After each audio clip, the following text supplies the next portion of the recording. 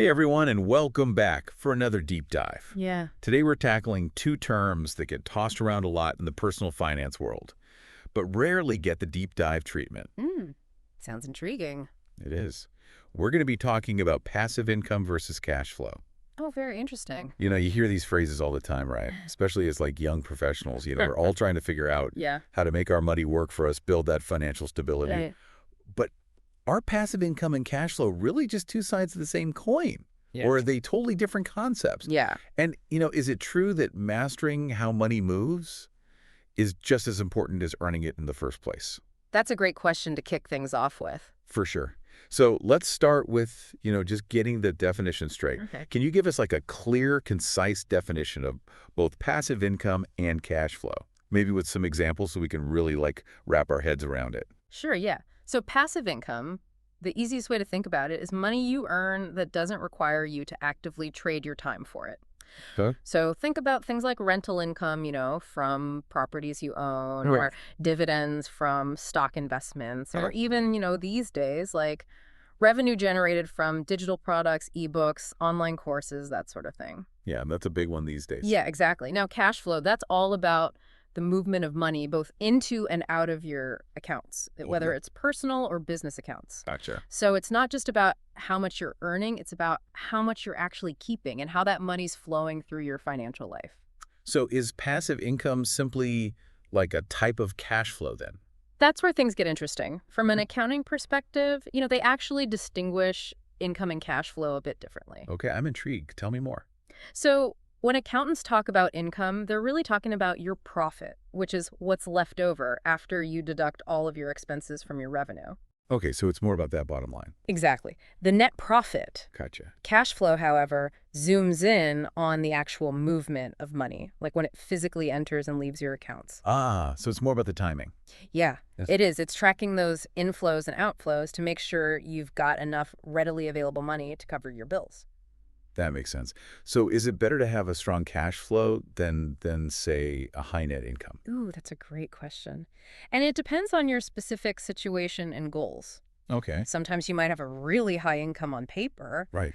but if your expenses are out of control Right. or if you're not managing your cash flow well, you could still end up in a tough spot financially. Ah, that makes sense. Now, I think there's a lot of confusion about what cash flow actually is. Yeah. I mean, is it just the difference between what I've budgeted and my actual income? Not necessarily. Cash flow is more dynamic than that. Oh, It takes into account things like debt payments, Yeah. investments, and those unexpected expenses that pop up. yeah. Those always seem to pop up at the worst time, don't they? They do. So understanding how to manage all of these moving parts is really key to achieving financial stability, no matter how much you're earning. So why does understanding the difference between passive income and cash flow actually matter, a real life? Well, think about it this way. When you're making financial decisions, both personally and in business, whether it's, investing, saving, spending, Mhm. even starting a side hustle, understanding how these two concepts interact Okay. can have a huge impact on your outcomes. Okay, I see what you mean. So which one is better? Should we be focusing on building passive income, or should we be laser focused on cash flow? It's not really about which one is better. It's more about understanding how they work together Okay. and how they can complement each other. Hmm. Sometimes passive income contributes directly to your cash flow, Right. like you're getting that steady rental income every month. But other times, passive income might be more about building long-term wealth. Yeah. Yeah. Investing in dividend stocks that reinvest those dividends to grow over time. Okay, so it's about having a mix. Exactly. You want to create a balanced approach that aligns with your individual goals. That makes a lot of sense. So let's talk about building passive income specifically. Okay. What are some actionable strategies that, our listeners can start implementing today to create those streams of passive income? What are some, low-hanging fruit? Well, there are a few classic ones that are always good to consider. Right. One is, of course, investing in dividend-paying stocks, Okay. or even things like REITs, real estate investment trusts. Uh-huh. Those can provide a steady stream of passive income. Okay. Another option is, if you've already got a side hustle going, All right. maybe you're, blogging or creating content on YouTube, Yeah. think about ways to transition that into a source of passive income. Okay, yeah. How'd you do that? Well, you could create digital products based on your expertise. Right. You know, ebooks, courses, things like Yeah. that people can purchase even when you're not actively working. That's pretty cool. Yeah. So how much passive income do you think is enough to actually like make a real difference in someone's life? It really depends on your individual circumstances and goals, right? Yeah. But even a small amount of passive income can provide a sense of financial security and freedom. Okay. You know, it can help you pay off debt faster, Right. maybe give you a little extra cushion in your budget, or even allow you to pursue those passions that you might not have had time for before. Okay. So don't underestimate the power of starting small. So true. Every little bit counts, right? Absolutely. It all adds up over time. Awesome. Now, what about generating cash flow, beyond passive income? What are some practical tips for listeners who want to, boost their cash flow game? Yeah, so the first thing is, the boring but essential stuff. Budgeting and expense tracking. Okay. Yeah, we've all got to do it. Yeah, you really have to know where your money is going before you can start making any real changes. So track your spending for a few months. Okay. See where you can cut back. Yeah. And make sure you're not overspending in any areas. And then obviously, your active income sources from your job. Right. Or, any freelance work you do, that's also contributing to your cash flow. Oh. So think about ways to increase that income. Yeah. Maybe it's asking for a raise. Ooh, scary. It is. Or taking on some extra projects. Right. Or even exploring a side hustle that could bring in some additional cash. I like it. Now, what about cash flow generating investments? How are those different from just regular investments? Well, with cash flow generating investments, the focus is on receiving regular income from those investments Okay. rather than just hoping for long-term growth. So it's more about that immediate income. Exactly. So things like rental properties or those dividend stocks we talked about, those can be great options. Okay, cool. Just wanted to clarify that distinction because sometimes people get, cash flow income mixed up with overall revenue. Right, right. It's important to be clear on those terms. Exactly. Awesome. All right, so let's compare passive and active income a little bit more. Okay. What are some of the pros and cons of each? I think a lot of our listeners are trying to figure out like where they should be focusing their energy. That's a great point. So let's break it down a bit. Okay. Help us make some informed choices here. So with passive income, the biggest pros are things like scalability and time freedom. Right. Everyone wants that. Exactly. You're not directly trading your time for money. Right. So in theory, you can earn while you sleep, while you travel. The dream. The dream. Yeah. But the cons, well, it often requires a lot of upfront effort to set up those passive income streams. Right. You might need to invest money, time, energy to get those things rolling. And it's not always guaranteed, right? Yeah, there's definitely some risk involved. Okay, now what about active income? Active income, it's generally more predictable. Yeah. You're getting that regular paycheck. It's Okay. immediate. Gotcha. But the downside is that you're limited by the amount of time you have. Right. You can only work so many hours in a day. Exactly. So your earning potential is kind of capped. So I guess, is there anything better than passive income?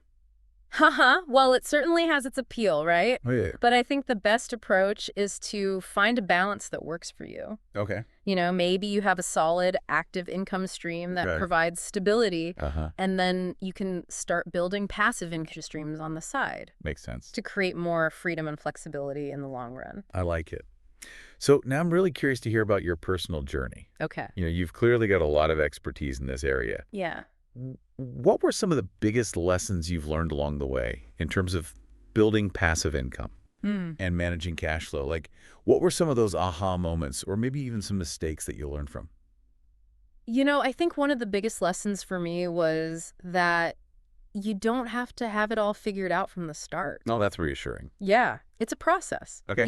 When I first started out, I was so overwhelmed by all the different options. Right. There are a ton. There are. I was trying to research everything, do everything perfectly. Analysis paralysis. Yeah, totally. And it just ended up keeping me stuck. Right. So I realized I needed to just pick something, take action, and learn as I went. Learn by doing. Exactly. And were there any specific challenges that you encountered? Oh, definitely. I made plenty of mistakes. I invested in some things that didn't pan out. Okay. I had to adjust my strategies along the way. Right. But, each of those setbacks taught me something valuable and helped me refine my approach. So it's all part of the process. Yeah, it's all part of the journey. That's such a great perspective. Now, before we wrap up this part of our deep dive, I want to touch on some common misconceptions Okay. about passive income and cash flow. Yeah, there are a lot of those floating around. There are. So I'm hoping you can clear up a few of those for us. Yeah. First, there's this idea that side hustles are the same as passive income. Yeah, I hear that one a lot. Is that true? Not always. Side hustles can be a great way to generate extra income, Right. but they often require you to actively trade your time for money. Right. So it's important to think about how you can transition that side hustle Okay. into something more passive over time. Gotcha. Yeah. And then there's the whole, income versus cash flow confusion. Yeah. Why do those two often differ? Well, it goes back to what we talked about earlier about Right. income being your profit Right. and cash flow being the actual movement of money. Uh-huh. So you might have a profitable business on paper, Right. but if your clients are slow to pay their invoices, Yep. or if you have a lot of money tied up in inventory, Okay. your cash flow could still be tight. So it's really about those nuances. Absolutely. Understanding the difference between those two is crucial for making informed financial decisions. Okay, so now I've heard this term passive cash flow thrown around. Yeah. What exactly does that mean? And is it like the holy grail of financial freedom? It's kind of like the sweet spot Okay. where you're combining the best aspects of both passive income and strong cash flow. Got it.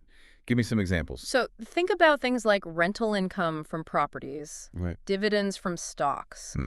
or maybe even revenue from an established online business. All right. These are income streams that are relatively passive, Right. but also generate consistent cash flow. Yeah, that makes sense. So how do we actually create that passive cash flow sweet spot? Well, it requires a strategic approach. Okay. You might need to invest in assets Right. that generate both income and appreciation, or build a business that has a solid revenue model and strong cash flow management. Gotcha.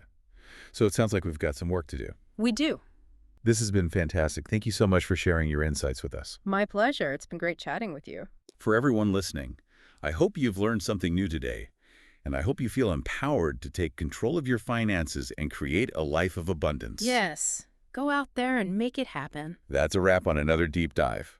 Until next time, keep exploring, keep learning, and keep reaching for your financial stars. See you next time. Bye, everyone.